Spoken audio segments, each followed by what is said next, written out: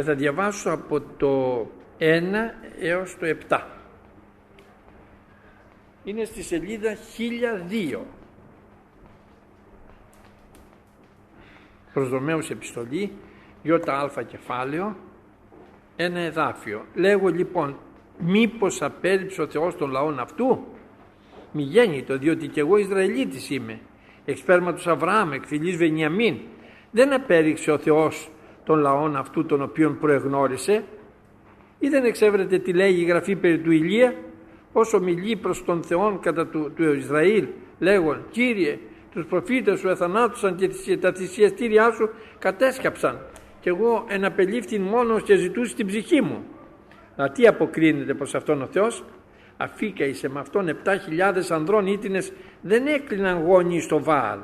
Ούτω λοιπόν και επί του παρόντος καιρού απέμεινε κατά λοιπόν κατ' εκλογήν χάριτος.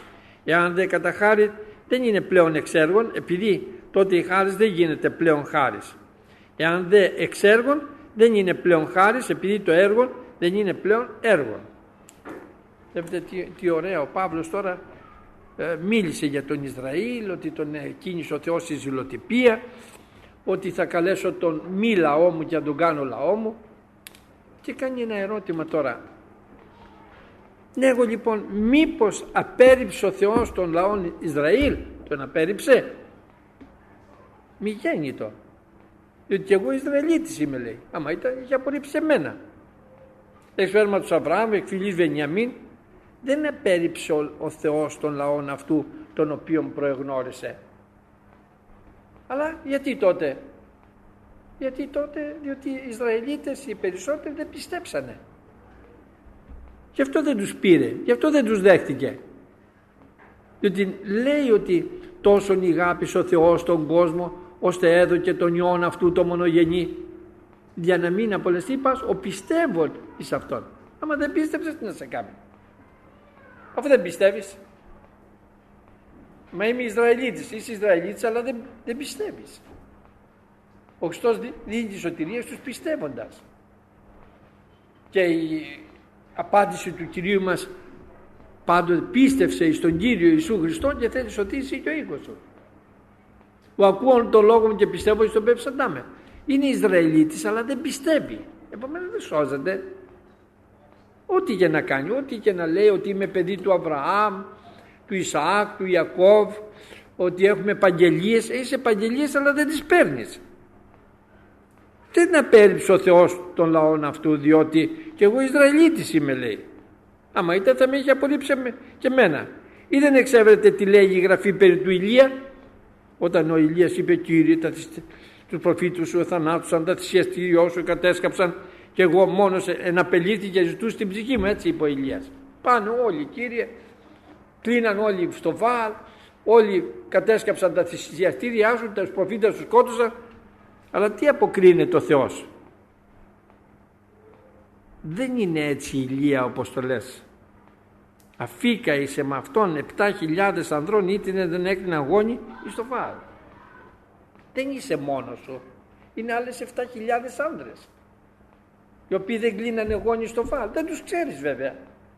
Είναι διεσπαρμένοι μέσα στο Ισραήλ, μέσα στις πόλεις και αυτό, και δεν τους ξέρεις. Αλλά δεν είσαι μόνος σου. Τι έγινε λοιπόν τώρα εδώ? Ούτω λοιπόν και επί του παρόντος καιρού απέμεινε κατά λοιπόν τι? Κατ' εκλογή χάριτος. Δηλαδή οι Απόστολοι τι ήτανε? Εβραίοι ήτανε. Και οι 12 και οι 70 και οι 500 και πέκινα αδελφοί που λέει, και οι 3.000 που πιστέψανε την ημέρα της Πεντηκοστής, τι ήταν αυτοί? Ήταν ακριβώς Εβραίοι, οι οποίοι πιστέψανε στον Χριστό, δεχτήκανε με τα χαρά στο Λόγο του Θεού, βαπτιστήκανε, και μετά ο αριθμός έγινε 5.000 άνδρες, μετά έγιναν μυριάδες. Δεν απέρριψε ο Θεός, δεν απορρίπτει κανέναν άνθρωπο και από καμία φυλή και γλώσσα και έθνος. Κανέναν. Δεν μπορεί όμως να τον σώσει τον άλλον ούτε με την οικογενειακή του κατάσταση, ούτε με την εθνικότητά του. Εμείς είμαστε Έλληνες. Δεν είμαστε Έλληνες. Όλοι οι Έλληνες θα σωθούνε? Θα σωθούν εκείνοι που θα πιστέψουνε.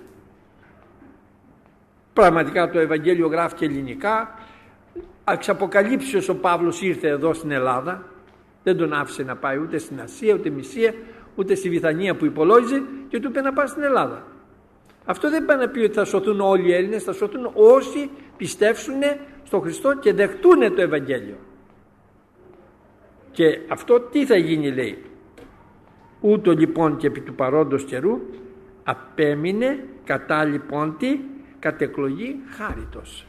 Δηλαδή όχι διότι κάνανε τα έργα του Μωυσή και θυσιάζανε αρνιά και πηγαίνανε λάδια στο ναό του Σολομώντος και θυμιάζανε, όχι, κατά χάριν, κατ' εκλογή χάριτος. Εάν δεν κατά χάριν, δεν είναι πλέον εξέργων, δεν είναι διότι κάνανε τα έργα του νόμου του Μωυσή και σωθήκανε αυτοί, και επειδή κάνανε πολλά και προσφέρανε πολλά αρνιά σωθήκανε, επειδή τότε η χάρις δεν γίνεται πλέον χάρις, αλλά τι γίνεται? Εξαγορά. Πλήρωσα και πήρα τη σωτηρία. Πρόσφερα στο Θεό, θυσίασα στο Θεό και δεν δίδεται έτσι στο Ευαγγέλιο τώρα. Λέει κατά χάριν είστε σωσμένοι δια της πίστεως, και το δεν είναι από εσάς αλλά Θεού το δώρο. Χωρίς να έχουμε κάνει τίποτα. Δηλαδή τι πάει να πει χάρις? Πολλές φορές ένας άνθρωπος καταδικάζεται εις θάνατο και κάνει αίτηση στον πρόεδρο της Δημοκρατίας, στο Συμβούλιο Χαρίτων, κάνει αίτηση να του δώσουν χάρη, να μην εκτελεστεί δηλαδή. Αν πάρει τη χάρη δεν εκτελείται. Εάν δεν πάρει τη χάρη θα τον εκτελέσουν.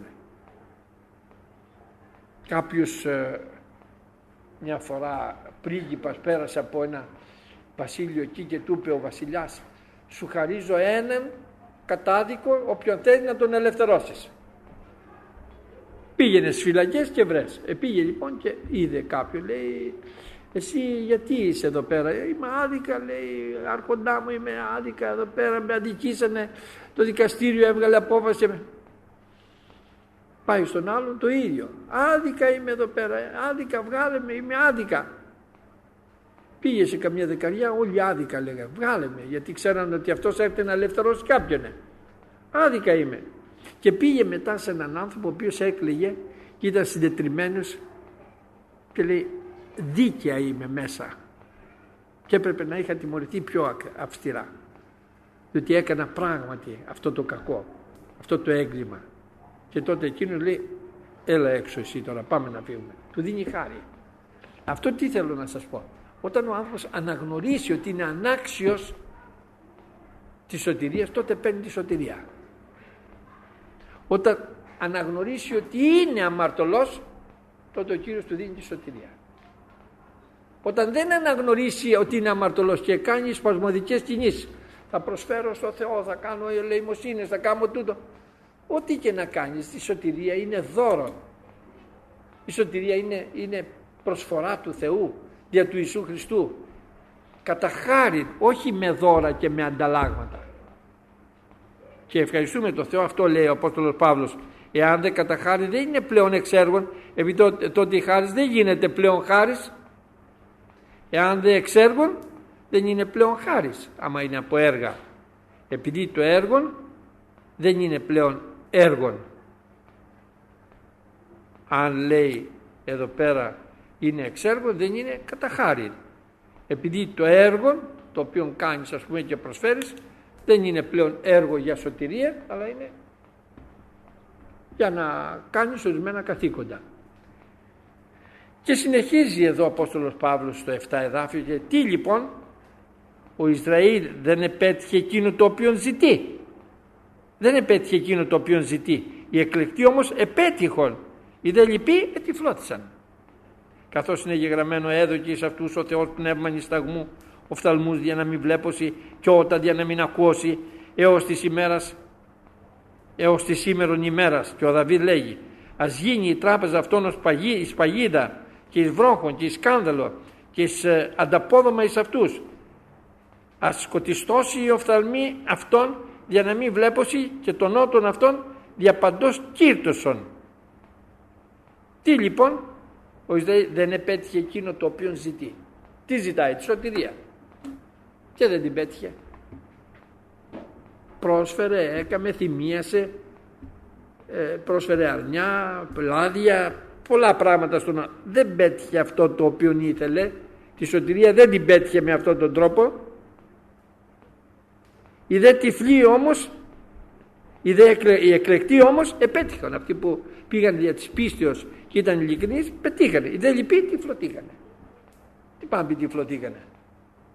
Εάν το Ευαγγέλιο είναι και καλυμμένο, λέει, εις τους απολυμμένους είναι και καλυμμένο, τον οποίον απίστων όντων ο Θεός του κόσμου τούτου ετύφλωσε τους οφθαλμούς για να μην επιλάμψει ο φωτισμός του Ευαγγελίου της ειρήνης.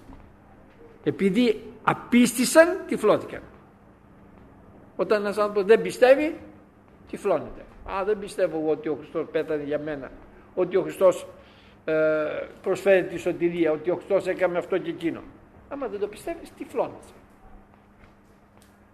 Ενώ στους ανθρώπους οι οποίοι πιστεύουν, αποκαλύπτεται το Ευαγγέλιο, αποκαλύπτεται η αλήθεια, αποκαλύπτεται η σωτηρία και δίνεται από τον Ιησού Χριστό. Οι εκλεκτοί πετύχαν όμως. Ποιοι είναι οι εκλεκτοί? Εκλεκτός ο άνθρωπος γίνεται μόνος του εάν πιστέψει στον Χριστό. Αυτοί πετύχανε. Οι δε λοιποί τυφλωτήκανε. Καθώς είναι γεγραμμένο, έδωκε εις αυτούς ο Θεός πνεύμα νησταγμού, οφθαλμούς, για να μην βλέπωση και όταν για να μην ακούσει. Γιατί? Δεν πίστευαν. Όταν τους είπε τα μυστήρια της Βασιλείας των Ουρανών, Κύριε, έτσι πως τα λες δεν τα καταλαβαίνουμε. Εις εσάς εδόθη να γνωρίσετε τα μυστήρια της Βασιλείας των Ουρανών. Εις εκείνους όχι. Γιατί? Δεν πιστεύουνε, δεν είναι ειλικρινείς, δεν τον θέλουν τον Χριστό. Σκέψου να μην θέλεις τον Χριστό και να γνωρίσεις τα μυστήρια της Βασιλείας. Είναι δυνατόν? Και να σου ανοιχτούν οι οφθαλμοί και να βλέπεις ποια είναι ο τρόπος σωτηρίας. Και δεν θέλω τον Χριστό. Δεν γίνεται αυτό. Εδώ λοιπόν έδωκε εις αυτούς ο Θεός πνεύμα νησταγμού, οφθαλμούς για να μην βλέπώσει και όταν να μην ακούσει, έως τη σήμερον ημέρα. Και ο Δαβίδ λέγει, ας γίνει η τράπεζα αυτών εις παγίδα και εις βρόχων και εις σκάνδαλον και σαν ανταπόδομα εις αυτούς. Ας σκοτιστώσει ο οφθαλμοί αυτών για να μην βλέπωση και τον ότον αυτών διαπαντός κύρτωσον. Όταν λοιπόν ο Πιλάτος φώναζε και έλεγε ότι είναι αθώος ο Χριστός και γιατί να τον σταυρώσω, αυτοί δεν ενδιαφερόντουσαν καθόλου εάν ήταν αθώος ή δεν ήταν αθώος. Ένα πράγμα λένε, άρον σταύρωσον αυτόν. Άκουγα τώρα που έλεγε ο αδελφός Καραγιάννης ένα μάθημα για τον Απόστολο Παύλο. Τον πήγανε ας πούμε στον άρχοντα εκεί, στο Φίστο, και θέλουμε να τον καταδικάσει εις θάνατο. Λέει, γιατί, τι έκαμε? Να μας κάνεις τη χάρη να τον καταδικάσεις εις θάνατο. Μα δεν μπορώ να σας κάνω χάρη. Η συνήθεια των Ρωμαίων δεν είναι να κάνουμε χάρη και λέει, μπορείς να μου εκτελέσεις αυτόν? Όχι, δεν μπορώ. Πρέπει να έρθουν και οι αντίδικοι να πείτε τι έκανε και αν είναι άξιος θανάτου θα το καταδικάσουμε. Όχι, λέει, να μας κάνεις χάρη. Αλλά εμείς, λέει ο στρατηγός, δεν κάνουμε τίποτα τέτοιες χάρες, δεν κάνουμε, γιατί είναι ο νόμος ο ρωμαϊκός, το ρωμαϊκό δίκαιο έλεγε αν κάποιος κατηγορείται θα έρθουν οι κατήγοροι, θα πούνε τι. Και όταν λέει εξέτασα περί τίνος πρόκειται, λέει ο στρατηγός, λέει στο βασιλιά Αγρίπα, όταν εξέτασα, λέει, περί τίνος πρόκειται, βρήκα, λέει, ότι είναι διαφορές δογματικές και θρησκευτικές μεταξύ τους. Δεν βρήκα τίποτα άξιο θανάτου.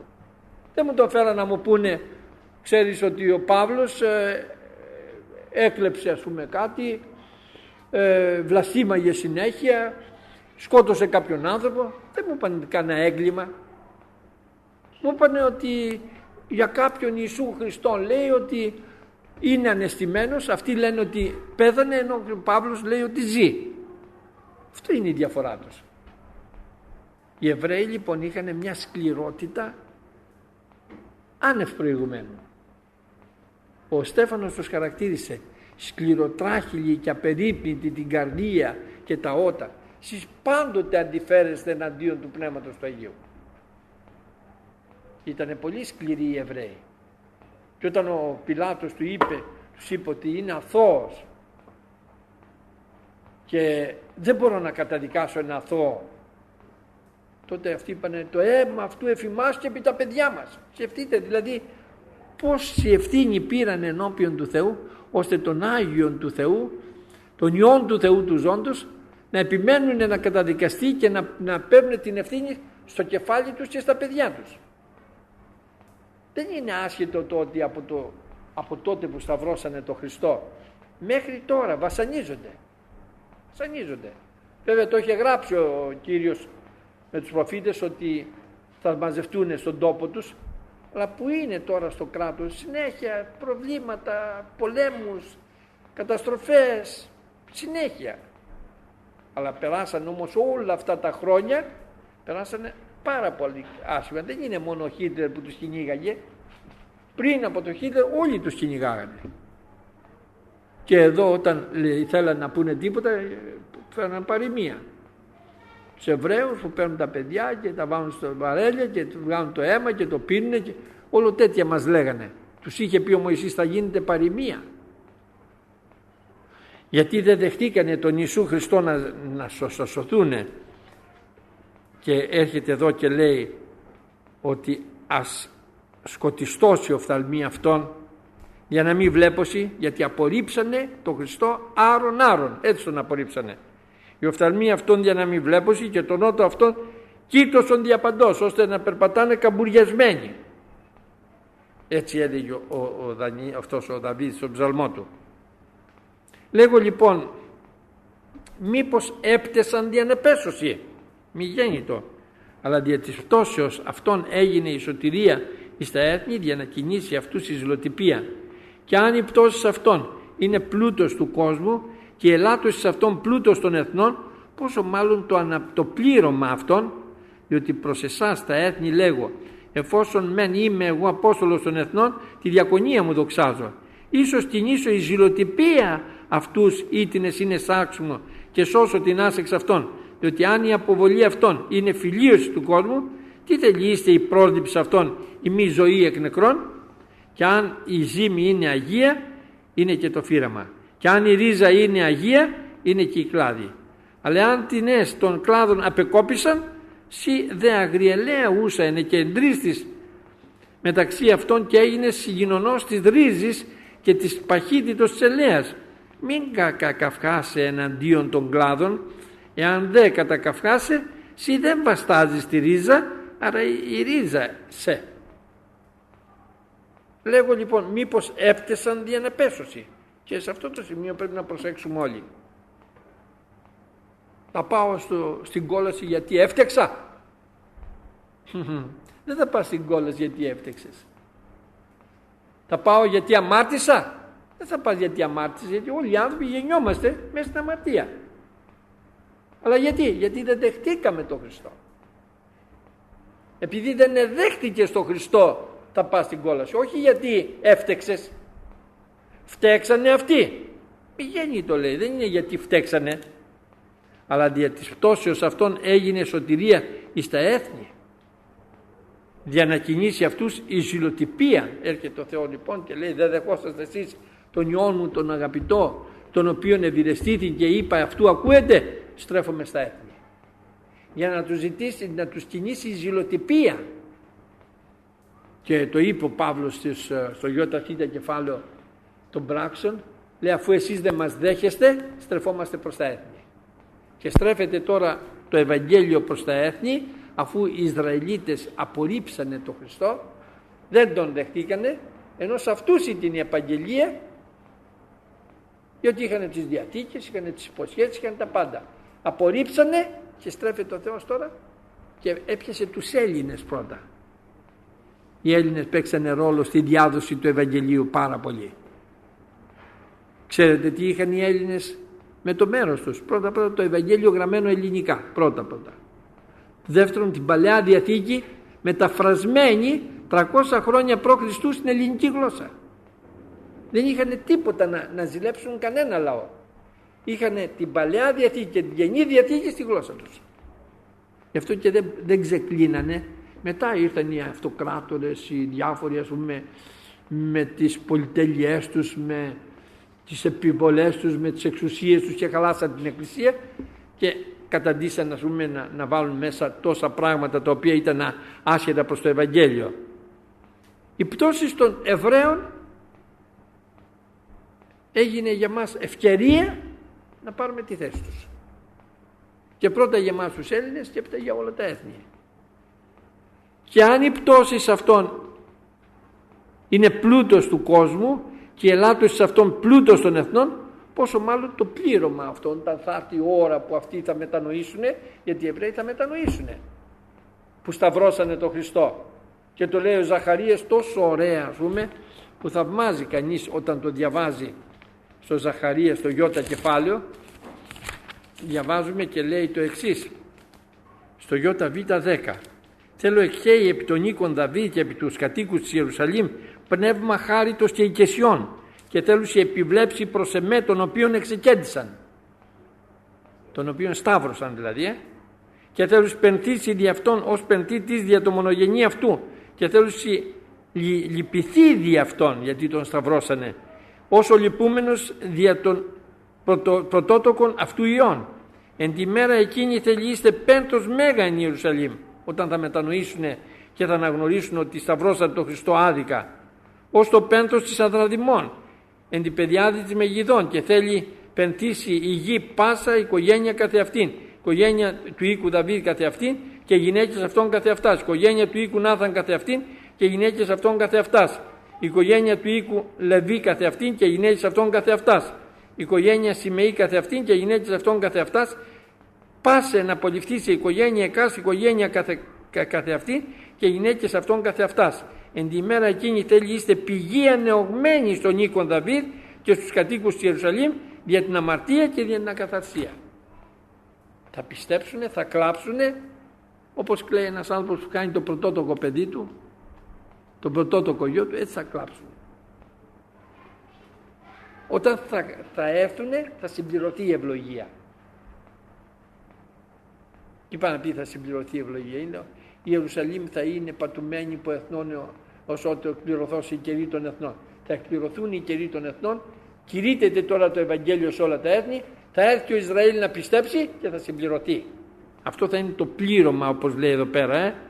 Θα γίνει μεγάλη ευλογία τότε. Αυτοί οι 144.000 που γράφει στο Ζ κεφάλαιο της Αποκαλύψεως και τους γράφει και στο Ι Δέλτα, αυτοί θα παίξουν ρόλο επί Αντιχρίστου και θα θριαμβέσει ο χριστιανισμός, διότι θα είναι και τα έθνη αλλά θα είναι και οι Ισραηλίτες στο Χριστό.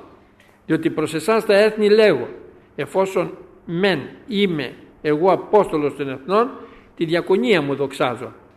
Ίσως κινήσω η ζηλοτυπία αυτούς ήτινες είναι σάρξ μου, είναι δική μου, είναι συγγενής μου, είναι σάρκα μου, και σώσω την άσεξ αυτών.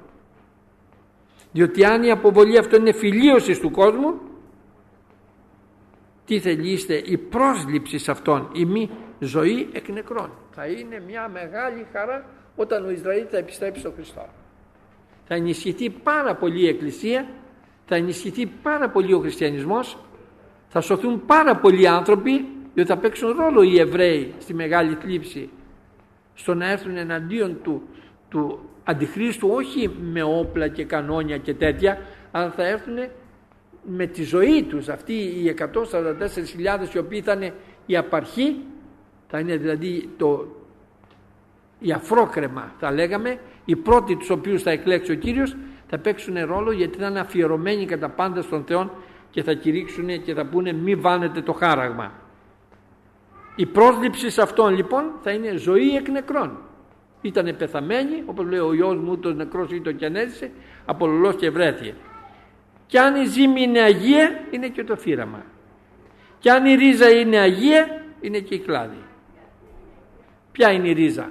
Η ρίζα του Ισραήλ. Ο Αβραάμ, ο Ισάκ, ο Ιακώβ, οι προφήτες. Αυτή είναι η ρίζα. Τα κλαδιά κοπήκανε.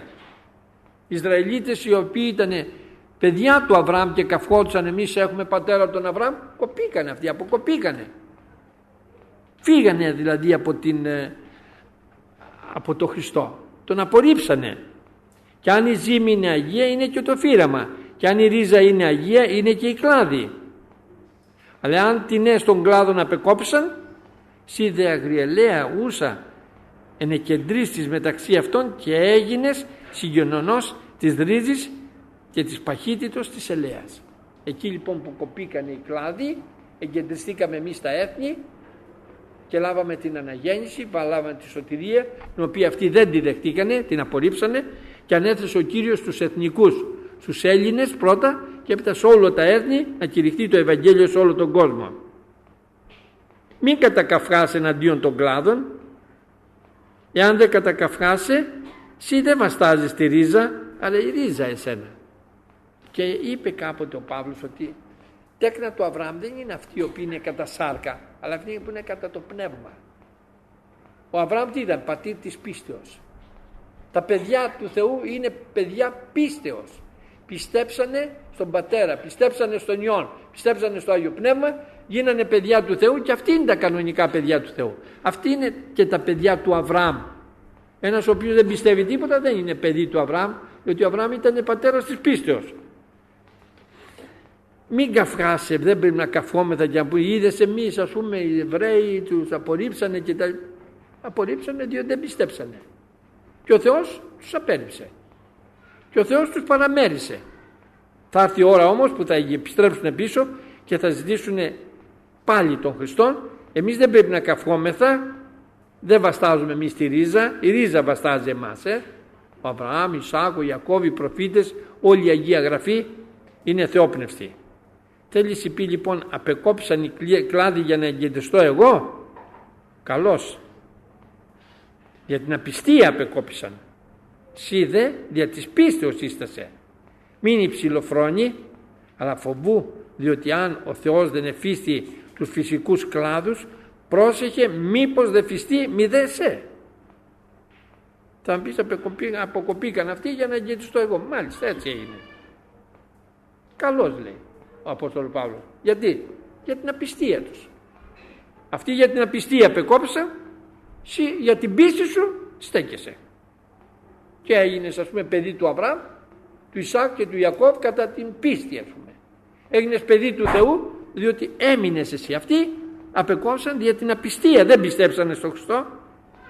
Τώρα λέει εσύ μην υψηλοφρονείς, αλλά να φοβάσαι και να έχεις αυτό παράδειγμα τους Εβραίους, διότι αν ο Θεός δεν εφήσει τους φυσικούς κλάδους που τους είχε τα φυσικά παιδιά του Αβραάμ, του Ισάκ και του Ιακώβ, που τους είχε λαό του και τους απέκοψε για την απιστία, να φοβάσαι εσύ και να βαδίζεις με τα φόβου και τρόμου και να προσέχεις που περπατάς. Πρόσεχε μήπως δεν φυστεί ούτε εσένα, γιατί εάν απιστήσεις θα σε απορρίψει. Δεν μπορούμε να καυχηθούμε και να πούμε εμένα δεν με απορρίπτει διότι με αγαπάει. Σε αγαπάει εφόσον πιστεύεις και μένεις στον Χριστό. Όταν όμως απιστήσεις και αποστατήσεις και φύγεις από τον Χριστό θα σε απορρίψει. Πρέπει λοιπόν να το καταλάβουμε αυτό το πράγμα. Και εδώ λέει για τον κεντρισμό, αγαπητοί. Είδε λοιπόν την χριστότητα και την αυστηρότητα του Θεού. Επιμένει τους πεσώντας την αυστηρότητα. Επιδέσαι τη χριστότητα. Εάν επιμείνεις στη χριστότητα, διότι άλλος και εσύ θέλεις αποκοπή. Και εκείνη δε, εάν δεν επιμείνωσει στην απιστία, θα τους εγκεντριστεί. Διότι δυνατός είναι ο Θεός πάλι να εγκεντρίσει αυτούς. Επειδή αν εσύ απεκόπεις από της φυσικής αγριελαίας, επειδή αν εσύ απεκόπεις από της φυσικής αγριελαίας και παραφύσει να εγκεντρίσει στην καλλιελαία, πόσο μάλλον ούτε η φυσική θέλουση εγκεντριστεί στην ιδίαν αυτών ελαία. Αυτοί αποκοπήκανε γιατί? Κοίτα την αυστηρότητα και την αγάπη του Θεού. Αυστηρότερα σε εκείνους, σε ποιοι? Για την απιστία τους. Έδειξε αυστηρότητα ο Θεός, δεν δέχεται συμβιβασμούς ο Θεός. Όποιος απιστήσει θα κατακριθεί. Υπάγεται σε όλο τον κόσμο, κηρύξατε το Ευαγγέλιο σε όλη την κτήση. Όποιος πιστεύσει και βαπτιστεί θα σωθεί. Όποιος απιστήσει θα κατακριθεί. Δεν κάνει χάρες ο Θεός. Και όλα είναι δια της πίστεως.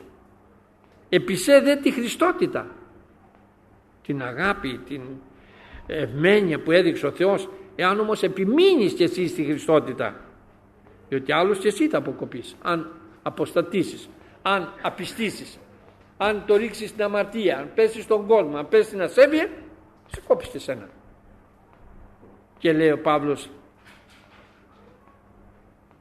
και εκείνοι δε εάν επιμείνωση στην απιστία, εάν δεν επιμείνωση στην απιστία και πιστέψουνε, πάλι θα εγκεντριστούνε τη φυσική ελαία από την οποία αποκόπηκανε.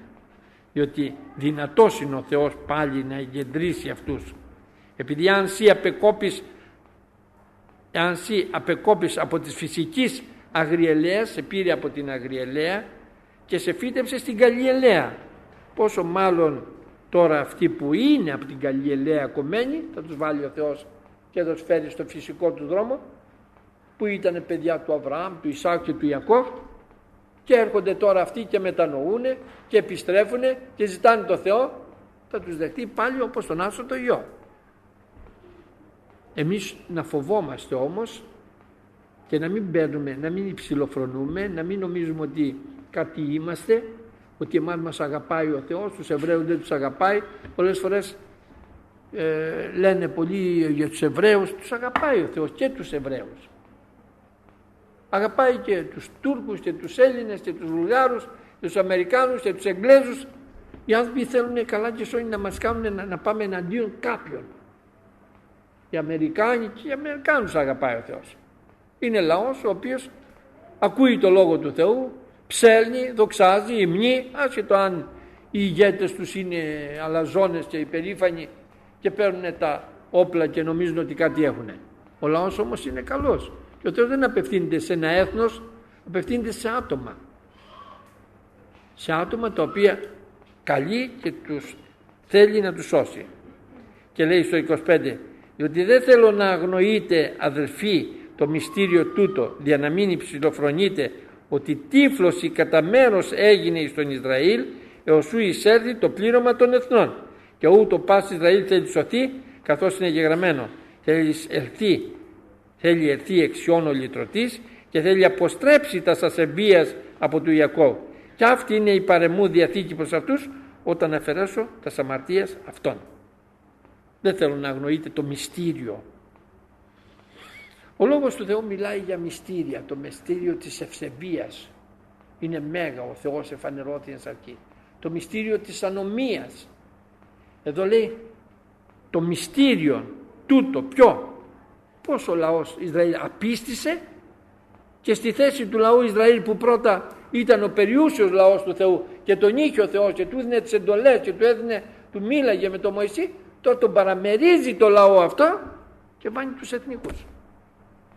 Τώρα ο περιούσιος λαός του Θεού είναι η Εκκλησία.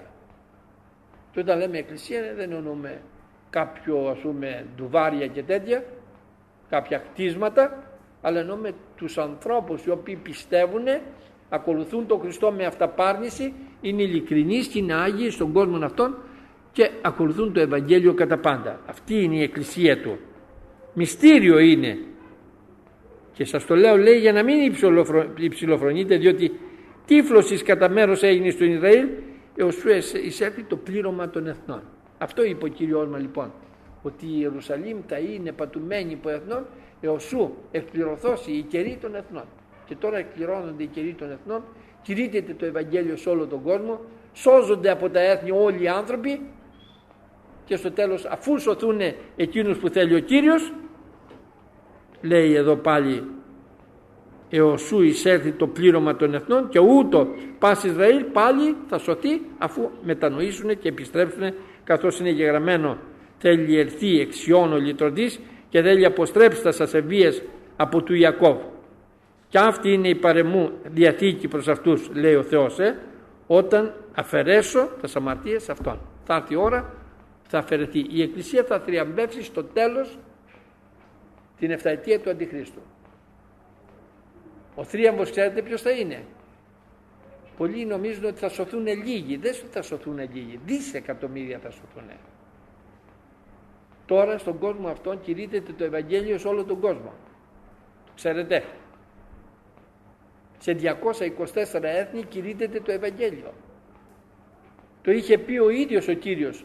και θέλει κηρυχθεί τούτο το Ευαγγέλιο της Βασιλείας εν όλη την οικουμένη προς μαρτυρία εις πάντα τα έθνη και μετά θα έρθει το τέλος. Κηρύτεται το Ευαγγέλιο. Θα μου πείτε, και αν κηρύτεται, πιστεύετε το Ευαγγέλιο.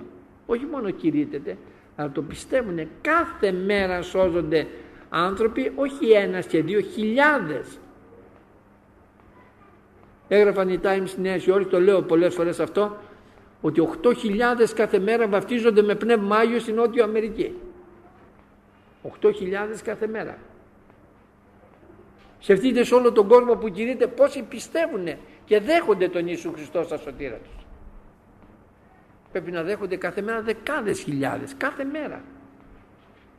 Αλλά εκείνο το οποίο θα είναι το τέλος, το φινάλε ας πούμε, θα είναι όταν επί Αντιχρίστου θα σηκωθεί οι δύο προφήτες και θα κηρύττουνε, θα βγουν οι άγγελοι και στο μεσουράνημα θα πετάνε και θα φωνάζουνε, μη βάλετε το χάραγμα, δώτε τη δόξα στο Θεό, και αυτά που γράφει στο Ι κεφάλαιο της Αποκαλύψεως, και ο λαός Ισραήλ ο οποίος θα πιστέψει, και μάλιστα 144.000 από αυτούς θα γίνουν μάρτυρες πραγματικοί του Χριστού και θα κηρύξουν μεταδυνάμεως, δηλαδή εναντίον του Αντιχρίστου.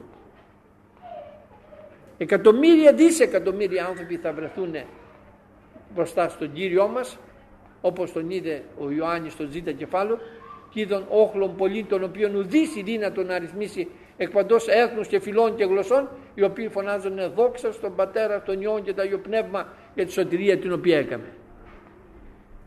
Εδώ λοιπόν θα γίνει, γι' αυτό είπε παραπάνω, αν η αποκοπή αυτών έγινε ευλογία στα έθνη, σκεφτείτε τι θα γίνει όταν θα έρθει η πρόσληψη και θα επανέλθουν πίσω.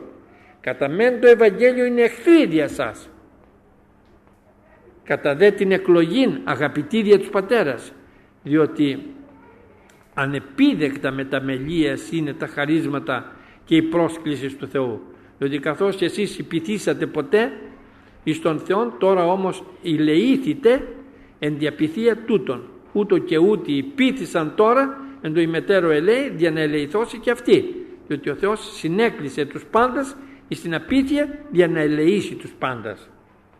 Κατά το Ευαγγέλιο είναι εχθροί, και πράγματι οι Εβραίοι έγιναν εχθροί του Ευαγγελίου.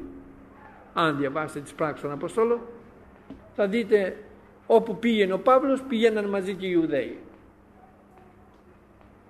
Διαψεύδανε το Λόγο του Θεού, διαψεύδανε το Ευαγγέλιο, διαψεύδανε ότι ο Χριστός είναι ο Υιός του Θεού του ζώντος. Όλο έτσι κάνανε.